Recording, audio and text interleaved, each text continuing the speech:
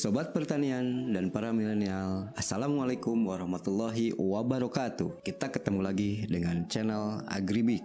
Pada kesempatan hari ini kita akan berbagi tentang strategi pasar bagi para petani. Oke, tonton, tapi jangan lupa like, comment, share, and subscribe.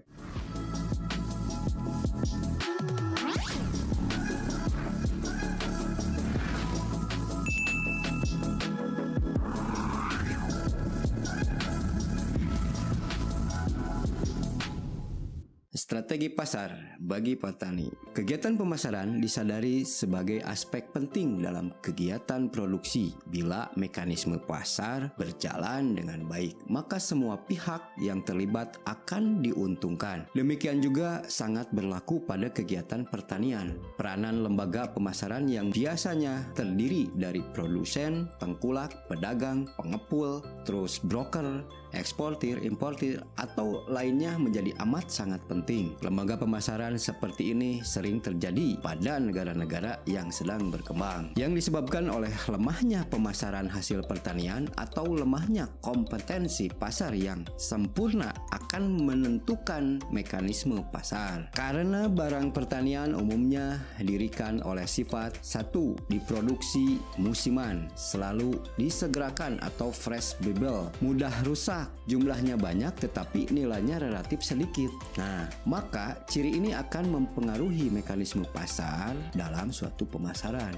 Oleh karena itu, sering sekali terjadi harga produksi pertanian yang dipasarkan menjadi naik turun, berfluktuasi secara tajam, dan kalau saja harga produksi pertanian berfluktuasi tersebut, maka yang sering dirugikan adalah pihak petani atau disebut produsen. Karena terjadinya semacam itu, maka petani atau produsen memerlukan kekuatan entah sendiri atau berkelompok dengan yang lain untuk melaksanakan pemasaran ini. Nah, untuk komoditi pertanian sering ditemukan pemasaran sangat dipengaruhi dengan kebutuhan hidup petani sehari-hari. Karena petani sangat memerlukan uang yang kontan dan selekas-lekasnya mungkin untuk membayar utang, biaya sekolah, dan lain sebagainya.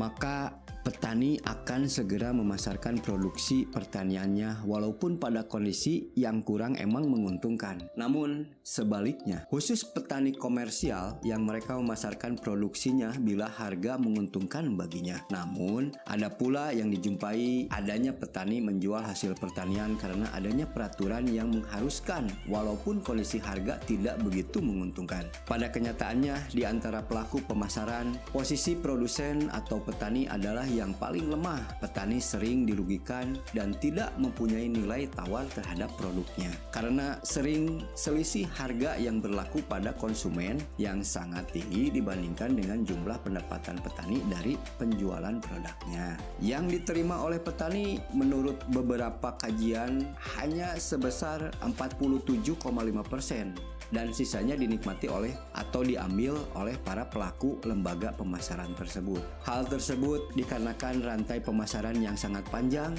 di mana banyak pelaku lembaga pemasaran yang terlibat dalam rantai pemasaran tersebut. Akibatnya adalah terlalu besar keuntungan pemasaran yang diambil oleh para pelaku pemasaran tersebut.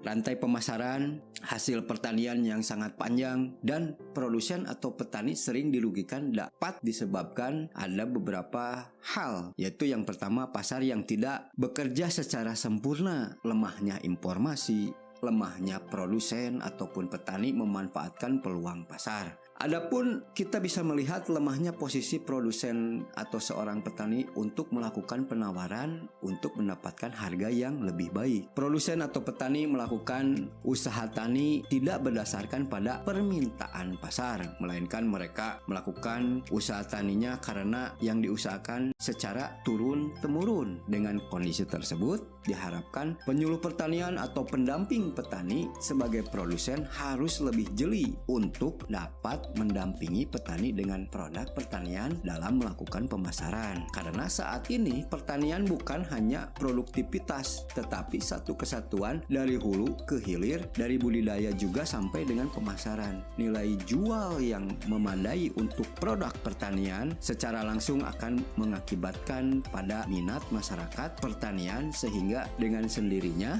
meningkatkan produksi pertanian menjadi tujuan bagi produsen.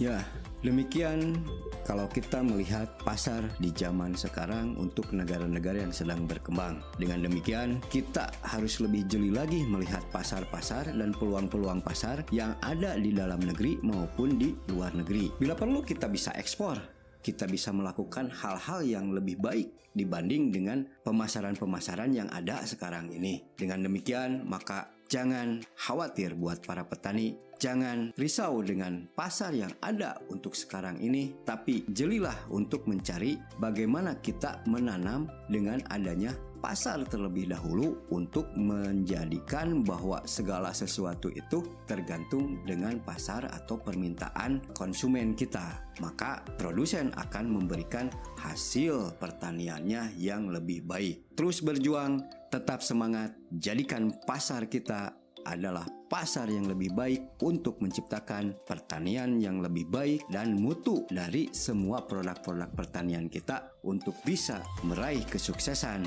dalam pencapaian ekspor ke depan.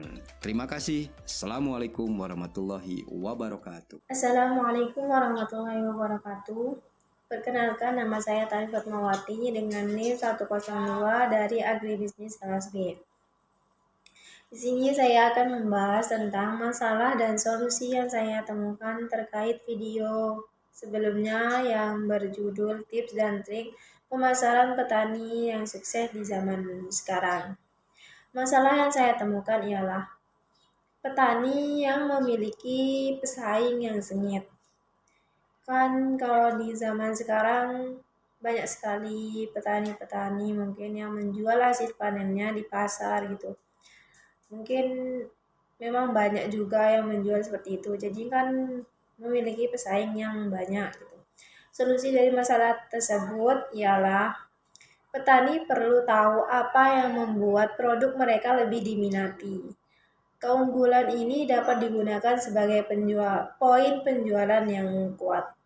Petani juga bisa meningkatkan kualitas produk mereka, bahwa produk yang kita jual atau yang petani hasilkan memiliki kualitas tinggi yang dapat membantu mempertahankan pelanggan dan menarik calon pembeli. Sekian dari saya, kurang lebihnya mohon maaf. Wassalamualaikum warahmatullahi wabarakatuh.